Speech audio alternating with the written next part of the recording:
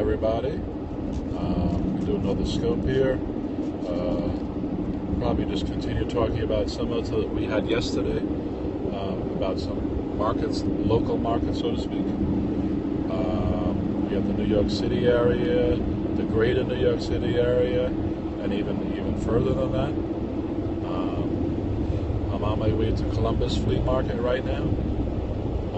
It's almost 5 o'clock, and I'm about 30 miles into like an 85-mile journey, so I have about 50 more minutes.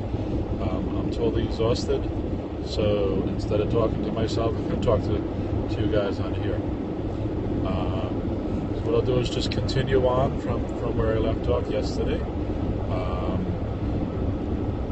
talking about local flea markets, top of the morning. In the area, which is going to be Connecticut, Pennsylvania, New Jersey, and New York. I think yesterday I mentioned El Grasso in Connecticut, Columbus, which is where I'm going to now, in New Jersey, Englishtown in New Jersey, Westbury in Long Island, New York, Stormville, and it's not upstate New York, but it's halfway up there. Where else did I mention? Aqueduct in Brooklyn.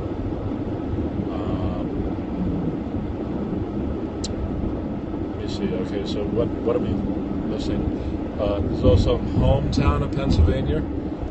That one's really far from me, so it seems like a reasonable market, but it takes about 3 hours to get there, and that's in good traffic. So I don't really go there. If I ever do a flea market tour, and I did that once actually, I might end up doing that a few times. Anyway, it's a farmer's market style market. I think the price was pretty low. I think it was $30. And it's if you live in that area, then that's something nice. Let's see, what other markets are there? In New Jersey, there's another market in Rahway. I don't know the formal name of the market. I believe the formal name is the Rahway Flea Market. It's not a farmer's market per se, even though people do bring vegetables and things like that to sell, fruits. It's also in Avenel. I believe that's Avenel in New Jersey. I think it's pretty much to the a little west to the Amboys.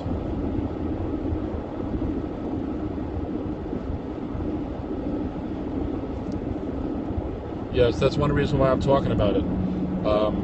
There's large populations in this, certainly in this area. New Jersey is a pretty populous state, and so is New York City. And we're used to driving often, and so are other people. So that matters. I know California may not care about the exact markets, but as we talk about different stuff, some common things will pop up. So in any event, there's the Rahway Avenel market. It's actually a pretty small market.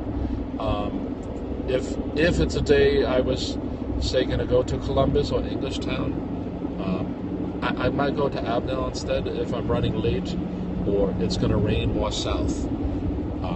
So I'm not going to do as well there, but the choice is not doing anything anywhere.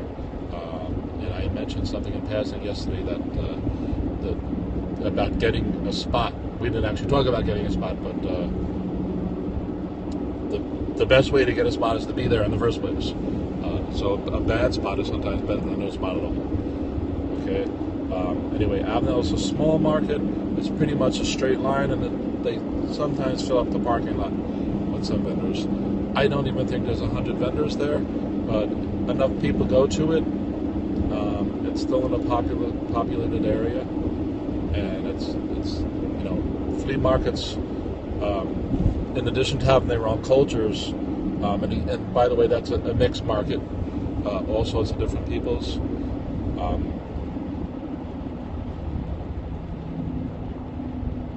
So there's that. I just lost my train of thought. So,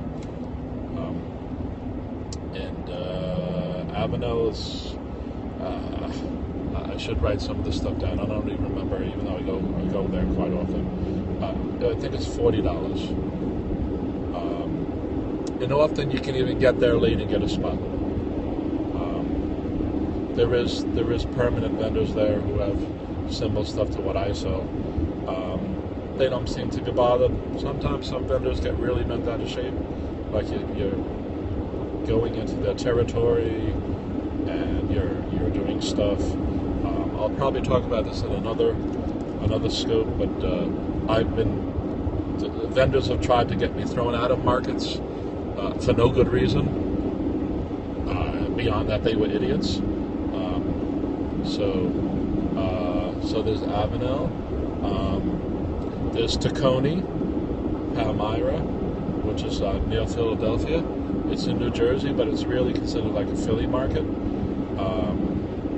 I don't know really the topology of the area there. I think it's not as populated an area on the New Jersey side. I could be completely wrong. I also believe it's right near or inside or somehow next to a state park or something. Yeah, in fact, I'm positive it is.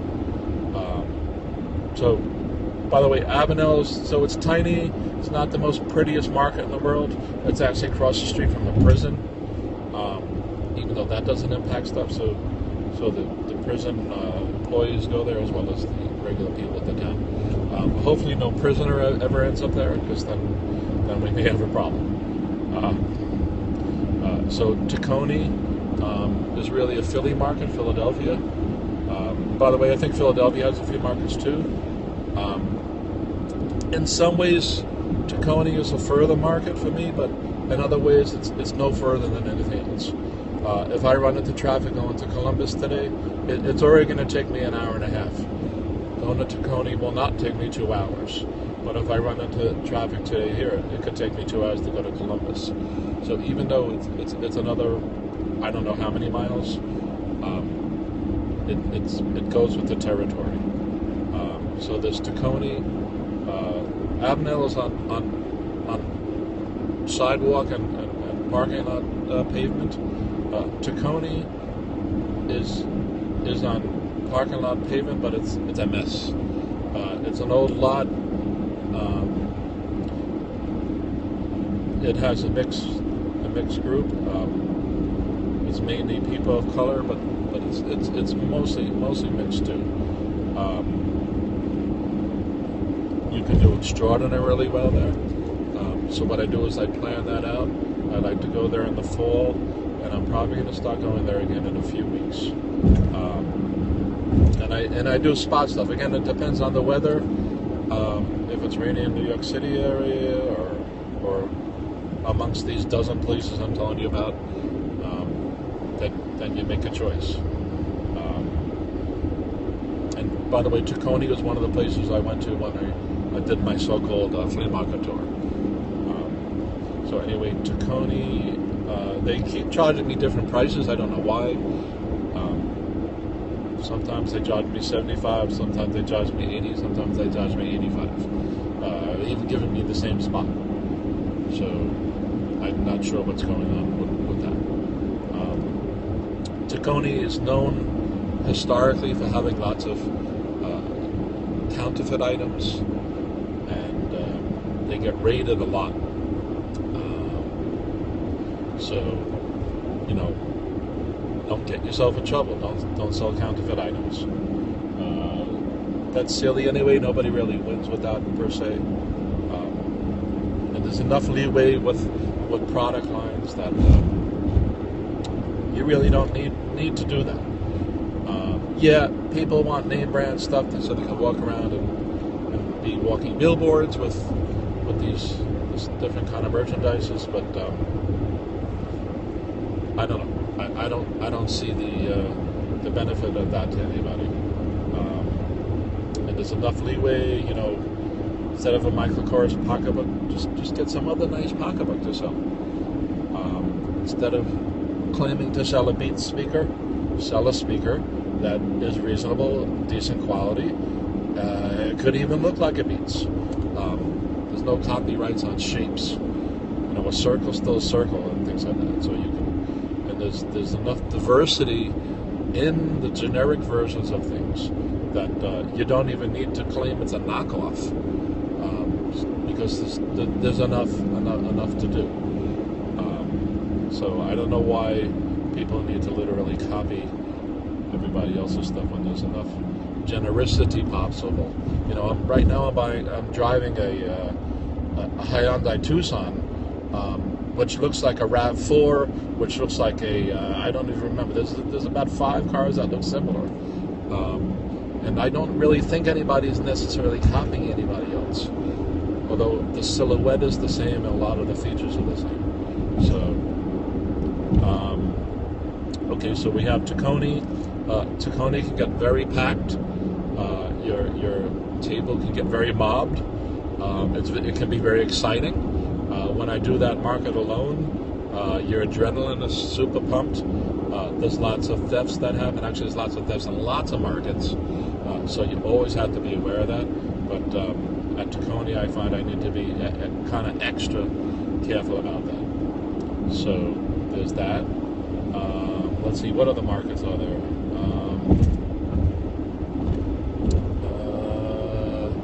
By the way, most markets open around 8 or so, and even though they have formal closing times of either 3 o'clock or 4 o'clock, the management kind of more or less leaves at that point, and you can either stay, which might be silly because you don't want to end up getting robbed or something. You know, if you have $1,000 in your pocket or $2,000 or even $300, why get yourself in trouble with that?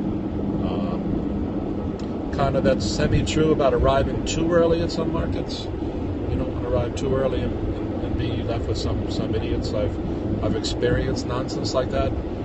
Some guy high on cocaine or something or whatever, and totally freaking out, talking about shooting everybody, and you know, just weird stuff happens. On that same note, you're gonna from time to time get into fights with customers, and it's like anything, choose your battles. Sometimes it doesn't matter. The principle of something may matter, but it's not worth getting shot or stabbed. On the same hand, stand up for your rights. Be street smart. I come from New York City for my whole life, and I've been beaten up, I've been mugged, I've been robbed, lots of things have happened to me. So you get a semi-coldness to yourself that you have to deal with. And you just have to remember to step back when it's time to step back. Either step back because you're going to be unreasonable, because you're ready to pounce on the customer for some reason, or step back because it's just a safety issue. And at the end of the day, is $1 worth it? You know, that said, I've grabbed customers, you know, walking away behind their backs, and customers have stolen stuff literally in front of me that I did not see, and literally in front of me that I did see. I had one customer who was so blatant. I had just finished setting up, and it was a slow day, or it arrived early or something. I can't really remember. Nobody is around at all. I'm sitting at the chair because there's no reason to be standing or doing anything. I think I was eating a sandwich or something, an omelet or something, and then this guy just walks up, takes a speaker, and just walks away, just like that. And I'm like, I don't believe this is actually happening. So I'm like, yo, yo, yo, yo, yo, yo, yo, yo. And all he does is he turns around, he doesn't look at me, and he puts it down and he walks back away. So if somebody's going to be doing theft that blatantly, you have to watch out. And there's things you can do to stop theft. I like to display my stuff so that people can touch and feel it. And I think there's, yes, absolutely, kids, some people's kids. I didn't really want to start talking about theft, but yes, there's actually crime rings that go around. One good ploy is they use fake $5 bills, and obviously fake higher denominations, but most vendors will not check a 5, and if they buy $50 worth of stuff with 10 bogus $5, they spent a lot of market, and a lot of people have a lot of bogus stuff. Another thing they do is they try to get you to go to like the most left side of the table, while the other person is on the most right side of your table. You know, I'm at markets somewhere, I'm 30 feet long sometimes. Again, I do the markets with my daughters, but sometimes when they're not there, I have to deal with it all myself. And there's ways to handle that. But I like to not put things on the cases. I like to display things. That way people can actually test them. It actually gets ridiculous. Again, I sell phone cables is one thing, and every freaking person has to test the cable on their phone. In the meantime, if they went to Best Buy and everything else and stuff, it will be bubble wrapped and everything else and stuff. Anyway, just quickly in passing, the reason I do that is when somebody picks up an item, they own it. I don't mean they own it in the sense that you touch it, you have to pay for it. Not at all. There's an emotional attachment you make when you pick up an item. And that's you want that to happen. You want somebody to do it. And it's almost like if I'm left with only one color and a second person, somebody looks at the green cable and kind of just puts it down, and somebody's right next to them, they'll put the handle over it, even though they didn't buy it yet, even though they're still undecided about it. They've taken an emotional ownership to that green cable. So there's philosophical things and emotional things and intellectual things that are happening between marketing and how people react to things, which is why sales work. It's common in eBay to raise your price and then run a sale. In the meantime, you're probably going to get more than if you just had a normal price all along. So perception is important with people and things like that. There's tons of conversations we can have about stuff like that. And by the way, just a last word on theft at the moment, because I want to maybe cover that some other time. Don't think anybody is beyond theft. The so-called young thug, who you're convinced is going to steal from you, may not steal from you. But you know who might steal from you? A whole family. A family of 10 people with parents, grandparents, children. Okay? You know who else might steal with you? A grandmother. A nice, cute, little, sweet grandmother. You know who else might? The guy in the suit. Somebody showing up who looks professional and so on. So you never know. You never know. So you have to keep around with it. Yes, I have considered setting up cameras, but I have some stories about that too. I had a fellow vendor who also sold small electronics, but he didn't sell what I sell. There was some slight overlap. In part of his small electronics, which he sold security systems and things like that. So he had the surveillance cameras, he had the TV set up, and he had people actually walk up and steal the whole giant package and be caught on the video. So yes, you notify the market of that, but there's only so much you can do sometimes. So I put up bogus signs like "Smile, you're on the camera," stuff like that, and usually it's being tired where it kills me, because if I have I don't know how many 1,000 cables on the table, I can't really keep track of every single cable. So what I do is I worry about the high-end stuff. Yeah, I can even have a speaker that's $40, but it can fit in my hand. So either the box or even the sample I have out, I need to be aware of how many is there. So what I do is I only put out a certain count of each one. It's usually about 6. So that way I constantly am counting it, running it through in my head. So if somebody just came up and now there's 5, well, that dude has it, or it doesn't have to be a dude, it could be whoever it is. And it's often somebody who just asks me a question about it.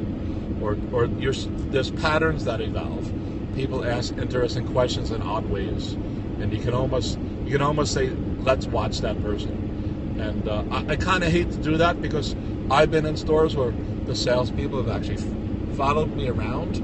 But I don't really like to do that. And what I found was that almost if you step back, physically, literally take a few steps back, you can get a better picture It's kind of the thing where you go into a 99 cent store and the guy is a little elevated. He's standing on a step stool or 2 steps up a ladder, so you can see down on what's happening. Well, that's why security in a prison is higher elevated in the watchtowers and et cetera, so they can see what's happening looking down. So I find even if I'm 20 or 30 foot on a table, if I'm at the table, it's harder for me to look down it because your inclination is to look straight at the person you're talking to. Okay, so you can also, if you step back 2 steps, you can still talk to the person you're talking to and be looking, get a better peripheral vision of the whole table. There's lots to say about that. Let me think of some other markets. So I talked about Tacony, Avenel. There's a local market by me. I'm not going to mention the name. It's in my city. It's in the area of Queens, New York that I'm in. It's in an old theater that doesn't have the seats in it, so it's gutted out. That's $40 a table. There's probably lots of indoor little flea markets like this. This place probably has, I can't imagine it has 100 vendors.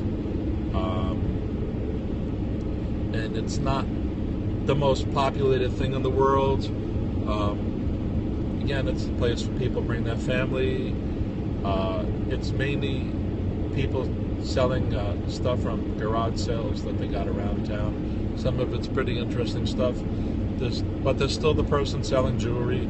There's still the person selling small electronics like I am. There's still this person selling lots of clothing actually. There's somebody who sells pots and pans. There's somebody who sells quilts.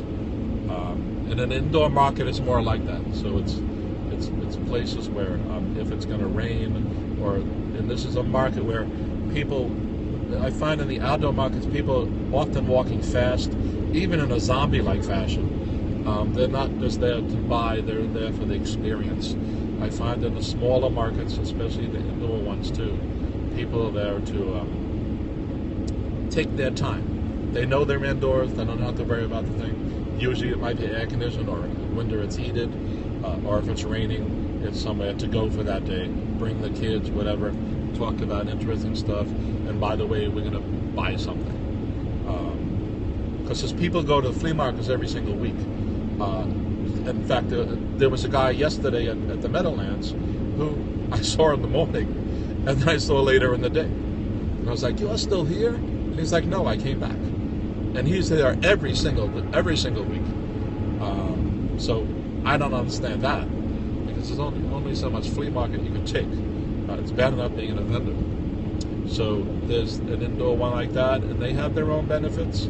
Again, if it's raining or there's a chance of rain, especially if it's going to rain, say at 1 o'clock, okay, because people are still not going to come out in the same amount of droves that they're going to come out to in an outdoor market, just because it's raining, or if it's a super cloudy day or something like that. So if it's going to rain in the morning, you're probably pretty much shot either way. But if it's going to rain, say at 1 o'clock, then they might decide to do the indoor market or something. There's one in Long Island called Tri-County Bazaar.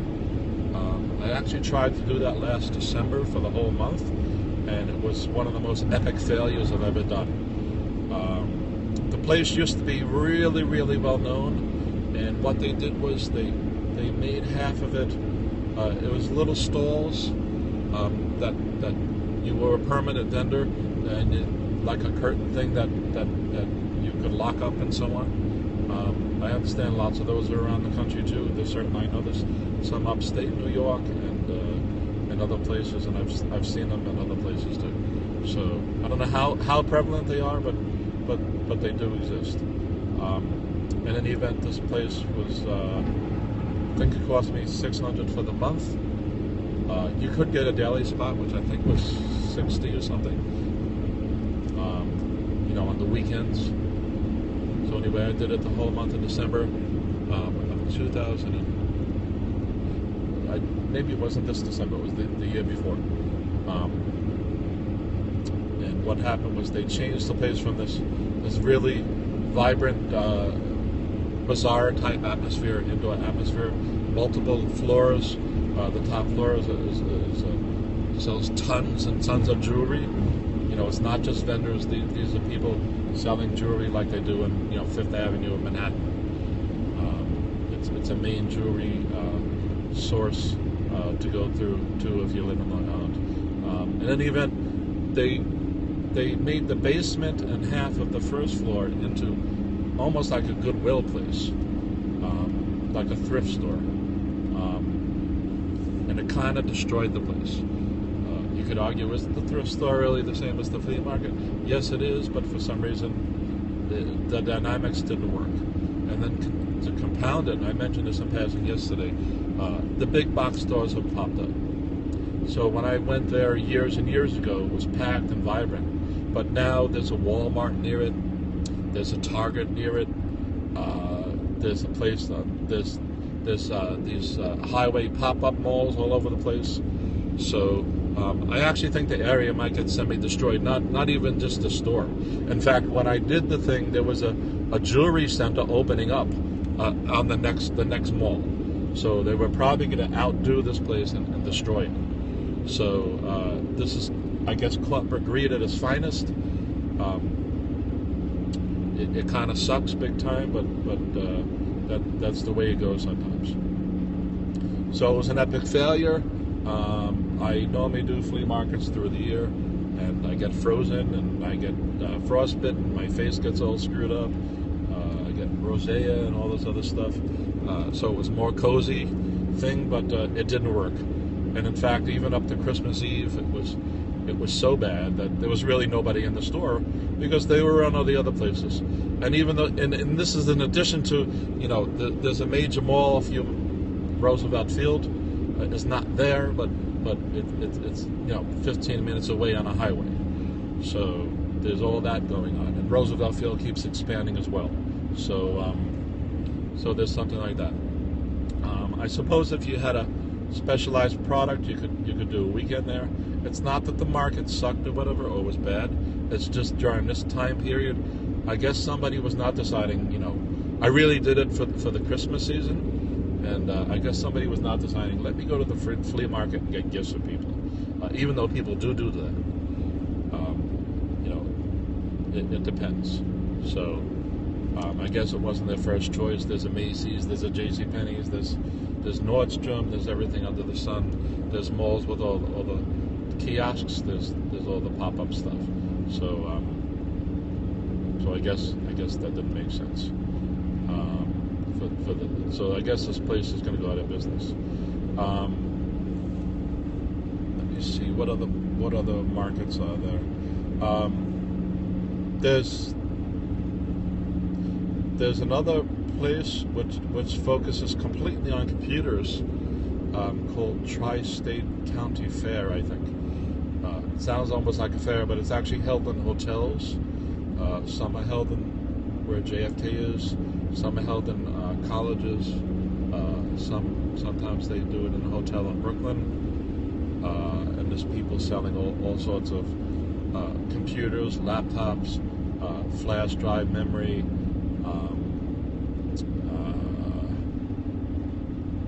hard disk drives, ribbon cables, all sorts of things like that. People selling software. That, I think the last time I saw that was about $40. They charge admission to get in, which is $1, I think, which is sort of silly. But so there's that. Right. We actually have some outdoor ones too. Actually I forgot about that. There's a famous computer fair, outdoor computer fair. Actually, it's indoor as well. It's called the Trenton Computer Fair. Trenton is the state capital of New Jersey. And although over time it's deteriorated. It started out, I think, as a ham radio kind of club and people tinkering with early CPM computers and so on. By the way, I'm a geek, everybody. So things like that. Yeah, and you can get some really cool stuff. I've seen. I haven't been there in years at this point because it pretty much fizzled out. But in fact, I used to wholesale disk drives by buying it there. Floppy diskettes. I don't know if some of the people in this who are going to see this replay even know what that is. 5 1/4 inch, 8 1/2, I think, with some of them. I used to buy hundreds at the time and do that. Anyway, you could walk through the parking lot and see, used pt4 computers and Altairs and Osborne ones and certainly later on you could see early Apple computers, things like that. So yes, K-Pros, rock on, bro. Yeah, I used all that stuff early on when I was going to college, things like that. So that's still a good market, the Trenton Computer Fair. They also have associated with the outdoor part where you rummage through stuff and tinker and get parts and things like that. There's the indoor part, which is really new, mostly new stuff. So you can buy your laptop or again, the same idea, hard disk drives and things like that. Also associated with the market is a seminar. So you can go to classes there and so on. There's often a keynote speaker. I think I heard the guy from Motorola give a speech there. His name escapes me at the moment, but he was the grandfather of a lot of hardware things. They've had luminaries from software development speak there. In fact, I spoke there once. Yes, remember the Osborne Portable? Yep. I was responsible for programming one of those for a school who was going out recruiting people for the college, and it was an interesting machine. So they would bring that around and get people to register, and I don't know how I did it, but I did up some cool thing with graphics and so on it. It was crashing half the time and so on. Yeah, there's lots of interesting stuff when you look at the evolution of cell phones that used to fit in suitcases and so on. And by the way, places like the Trenton Computer Fair will have things like that for purchase and so on.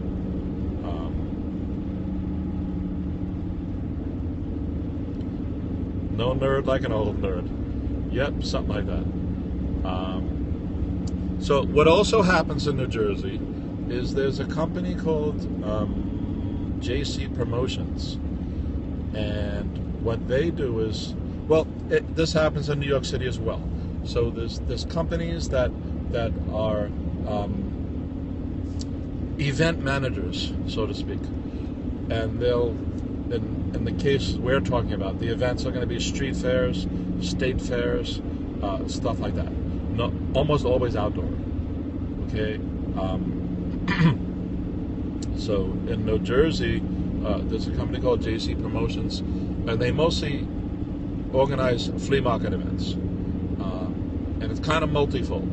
So some they'll have indoors, and some they'll have outdoors, and some they'll do as street fairs, and some they'll do consistently, and some they'll do as one-time events.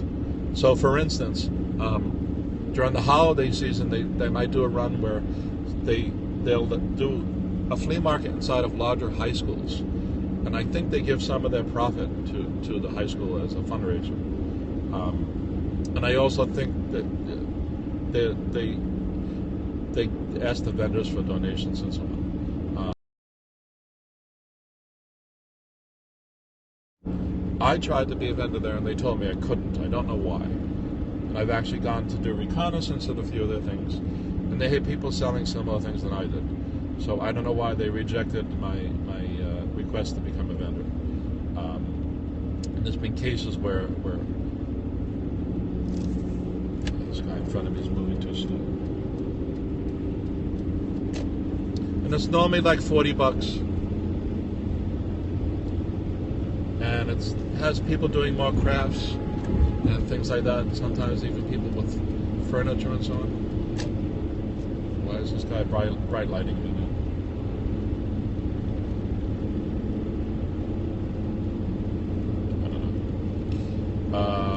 things like that. So they'll do things like that about once a month, and they do that through the year. They also hold one-time special events like a street fair. It might be like on Memorial Day, 4th of July, Labor Day, things like that. And then they'll also have basically, and by the way, the indoor place might have 50 vendors. The outdoor place might have anywhere from 100 to 300 vendors. And then they'll sometimes do like a summer series where once a week they have it at a particular place. So that's JC Promotions. You can Google them. I don't have their phone number. They do put out a flyer, which I think you can download in a PDF form. In an event, I think there's also a calendar as well that you can go through their site to find what the upcoming events are. There's also a flea market, and so during the summer months, these similar things also happen in New York City and in New Jersey and so on. So let me focus on New Jersey. Another one is the Ocean City, or is it Ocean Grove? It escapes me at the moment. That's an outdoor flea market that's held. Actually, they're also a promoter. So there's a couple events that happens there.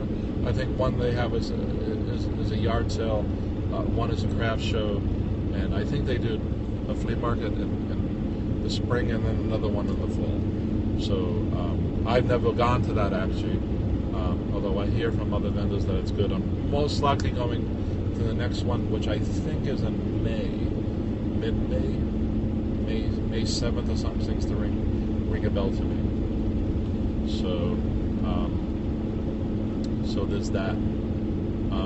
Let's see, I'm coming up on my exit, so I don't want to miss that. By the way, an interesting story to tell you. So I made 3 or 4 of these scopes yesterday, and I didn't get home till 8 o'clock at night by the time all was said and done. So I go to get a soda, and I go to download the first scope, and the next thing I know, it's 1:30 in the morning. So apparently I passed out.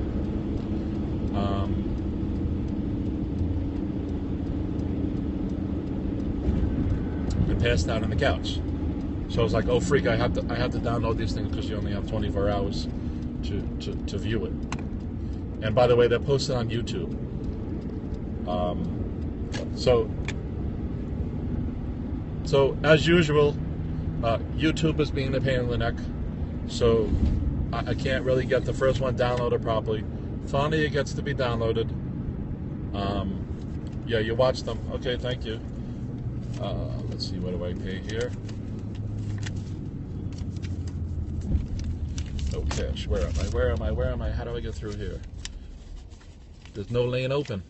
No cash. This is impossible.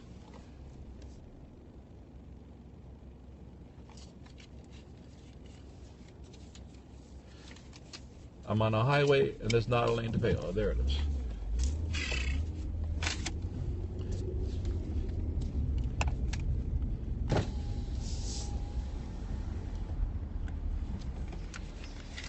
Can I have a receipt?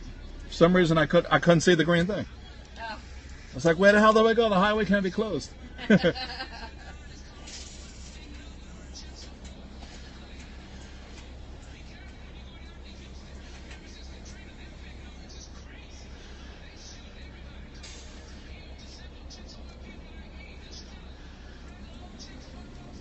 Thank you.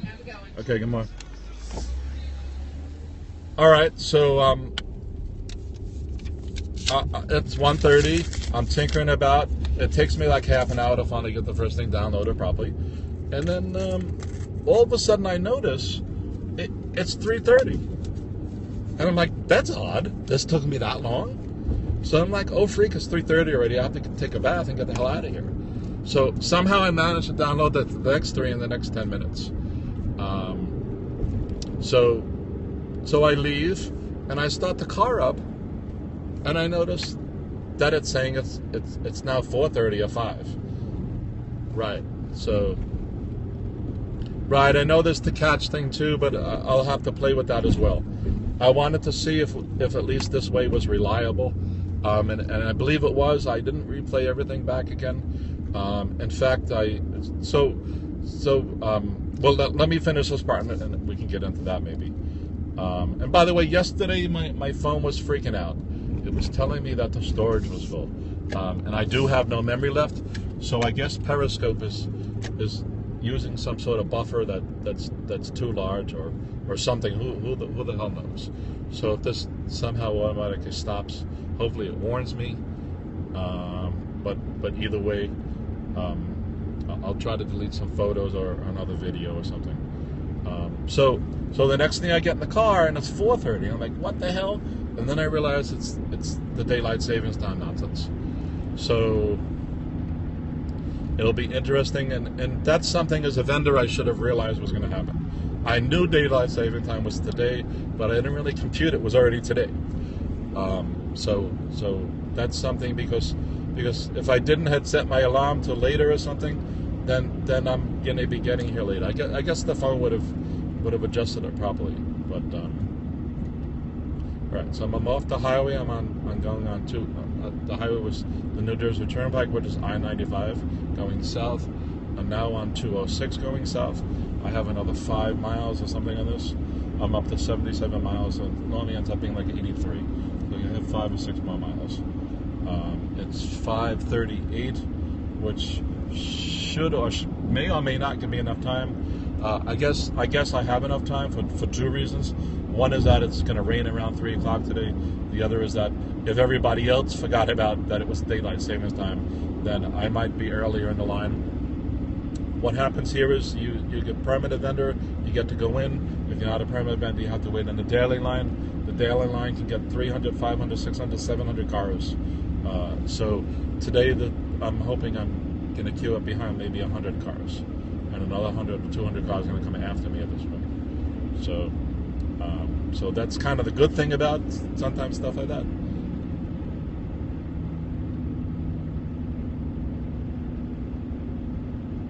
Right, I realized that with some of the stuff too. Yeah, I'm gonna play around more with the downloading and stuff. So downloading wise, there's a few ways to do it. I kind of forget the way to do it with Windows, but with the Macintosh, one way to do it is to connect up to QuickTime and hook up your phone to it and replay your scope. And when you replay the scope, you go into QuickTime and you set that to capture it, so it'll capture it. So that way you can get it. I'm going to play with that still because that might be the cleanest way to do it. I'm not sure. I'm not sure because I think Periscope is kind of messed up a lot with the technology-wise. It's still growing. Its servers are probably screwed up. It doesn't know what the demand is. In fact, I've gone to replay other people's stuff where there's no audio. Their videos all chopped up. Things don't all get. Oh, you didn't know either? Yes, thanks for daylight savings time. So I think Periscope needs to evolve still. But that said, that's the nature of technology. That's part of the problems with doing communications, with uploading and downloading and voluminous amounts of things. The few videos I did, I think they were 20-something minutes long each. This one's going to be longer, but they went up to, I think, 98 meg. So that's enough to throw back and forth. So what I ended up doing was the Chrome browser has some add-ons. So I downloaded what's the name of it? It was either Scope Down or Perry Down or something like that. And all you do is you click on the video you want. You don't need to play it. Right, I'm sure other browsers have some extensions. So I don't have Firefox loaded at the moment. And I don't think Safari has it at all. which is my default browser. Chrome is cool too, but it has limitations sometimes. So they all have limitations. So I'm gonna keep playing because what I noticed was when I did, so you bring the video up, you don't need to play it. You click on the add-on, and then you tell it to start. And however it downloads, it seems to fail enough times. And I have FiOS, which is a fiber optic thing through Verizon in New York City, at 50 megabyte down, 50 megabyte up, which is faster than DSL, so it's a high-speed line, and it's still screwing up. So I managed to get that. That's one of the reasons why I didn't realize, went from 1:30 to 3:30. I took that long. It turns out I missed. It did take that long, but the other hour was because the clock changed. So, in any event, I got some clean copies. When I played them back on the Macintosh, they created .ts forms, which I think is an MP4. I have to look at that, or it might be an MPEG. And it didn't really play back properly, which is why I was semi-unclear when I uploaded it to YouTube whether it was going to play properly or not. But all right, I'm at the thing now. I'm turning into it. Let's see where I end up being. I see lots of car lights. There's some vendors at the permanent spots already. It's 5:43. I may have tempted getting something for breakfast, but there's a vendor here who sells bagels and whatnot and stuff. So let's see how I'm doing here.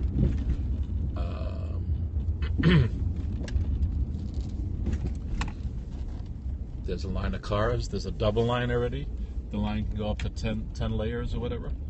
So let's see, where am I going? You see the next line? Yep. It's already on the third line. So let's spin around here. So it's probably already 100 and something cars already. All right, but in any event, I'm here. It's better at being this than the 300th spot. What I'm going to try to do is try to get the spot I have on Thursday, because I think the guy is sick or dead. That sounds like I'm being kind of parasitic, but if the spot's free, the spot's free.